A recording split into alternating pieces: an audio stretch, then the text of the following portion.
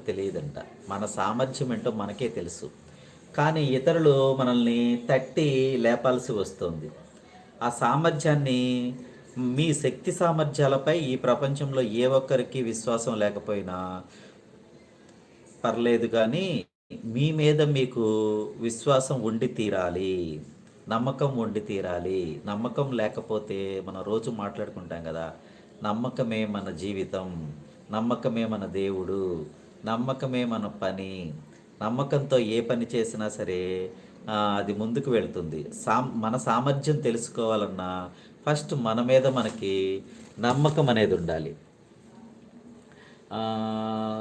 మరీ ముఖ్యంగా కష్టాలు చుట్టుముట్టినప్పుడు మన ఆత్మవిశ్వాసం, సామర్థ్యాల గురించి మనకి తప్ప ఇంకెవ్వరికి సంపూర్ణ అవగాహన ఉండదు. కాబట్టి ఇతరుల అభిప్రాయాలకు ప్రభావితులై మీ సామర్థ్యంపై సందేహాలు పెంచుకోకండి. ఇతరుల అభిప్రాయాలని విని మీ సామర్థ్యం మీద మీరు క్యాలిక్యులేషన్ చేసుకోవద్దు. మీ సామర్థ్యం పైన మీరు ప్రత్యేక అవగాహనతో ఉండండి. మీ సామర్థ్యం మీకు తెలుస్తుంది. లైవ్లో ఎవరో మిత్రులు ఒక్కరున్నారు. వారి పేరేంటో తెలిస్తే మేము ఆనందిస్తాం.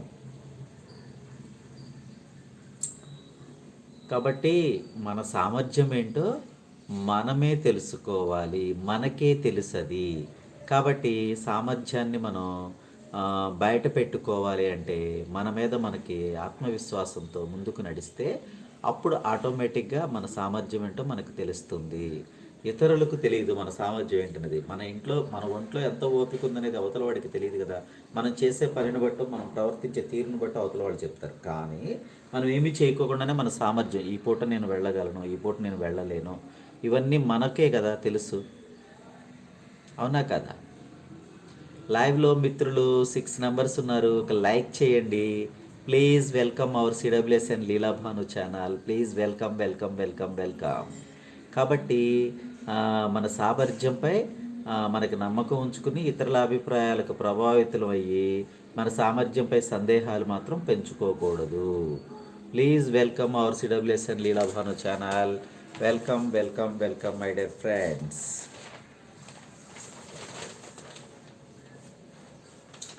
ఇంకోటి ఏంటంటే భావోద్వేగాలు నియంత్రణలో ఉంచుకోవాలి. భావోద్వేగాలు నియంత్రణలో ఉండాలి అంటే ఏం చేయాలి మనం? భావోద్వేగాలు అంటే మనకి రకరకాల పనుల నిమిత్తం మనం ఏదో ఒకటి చేస్తూ ఉంటాం. అవి చేసినప్పుడు ఆటోమేటిక్గా మనలో కొన్ని భావోద్వేగాలు తగులుతాయి. ఆ భావోద్వేగాలు కలిగినప్పుడు మనం వాటిని నియంత్రించుకోగలగాలి. ఎలా అంటే సమయానుసందర్భంగా ఏదో ఒక విషయంపై వ్యక్తులతోనో లేకపోతే పని విషయంలోనో ఎక్కడో చోట ఏదో ఒక భావోద్వేగం మనలో రేకెత్తుతుంది. కానీ ఆ భావోద్వేగాన్ని కంట్రోల్ చేసుకోవాలి అంటే మనం నిశ్శబ్దాన్ని పాటించాలి. అప్పుడు ఆటోమేటిక్గా భావోద్వేగం అనేది కంట్రోల్ అవుతుంది. ప్రతి చిన్న విషయానికి మనం రెస్పాండ్ అవటం చేశాము అంటే చివరికి అది మనకి అనారోగ్యానికి దారితీస్తుంది. కాబట్టి భావోద్వేగాలు అనేవి తగ్గించుకోవడానికి ప్రయత్నం చేయండి. భావోద్వేగం కలగటం సహజం, కానీ దాన్ని తగ్గించుకోవడం అనేది బాగా ఉపయోగం, ఇంపార్టెంట్. మనం తీవ్ర ఒత్తిడిలో ఉంటాం. మనతో ఉన్న సమూహం మనల్ని సరిగ్గా క్యాల్కులేట్ చేసుకోలేక వారి వ్యవహార శైలి మనకి నచ్చదు. మనతో పాటు ఉన్న వాళ్ళది ఆ నచ్చినప్పుడు ఇబ్బంది కలిగిస్తే కాసేపు మౌనంగా ఉండి తర్వాత ప్రశాంత వాతావరణంలోకి వెళ్ళి ఆ ఇబ్బంది పెట్టిన వ్యక్తులతో మామూలుగా ప్రశాంత వాతావరణం ఉన్నప్పుడు వాళ్ళతో మాట్లాడితే ఆటోమేటిక్గా సమస్య అనేది సాల్వ్ అవుతుంది. భావోద్వేగాలతో మనం ప్రస్తుతానికి అది ఎప్పుడూ కూడా భావోద్వేగంతో ఏదీ సాధించలేం. మహాత్మా గాంధీ స్వతంత్ర ఉద్యమంలో ఉప్పు సత్యాగ్రహం పేరుతో సాధించాడే తప్ప ఆయన ఎప్పుడూ కూడా భావోద్వేగాలకు లోనవ్వలేదు. అయితే అది ఉండాలి, ఇది ఉండాలి. కానీ భావోద్వేగం వల్ల మనిషి తన సొంత ఇదిని పోగొట్టుకుంటాడు అనమాట.